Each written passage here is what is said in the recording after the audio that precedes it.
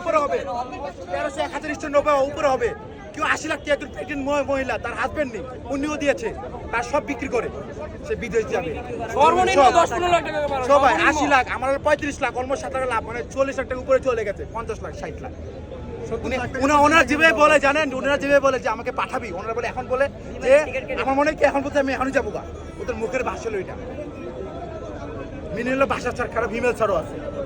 Councillor সব councillor খারাপ, সব খারাপ। ওদের বলে 32 বছর, এটা দেখে আসছে ক্যামেরা আইডিয়ালের লোগো দেখে লাভ নেই, লাভ নেই।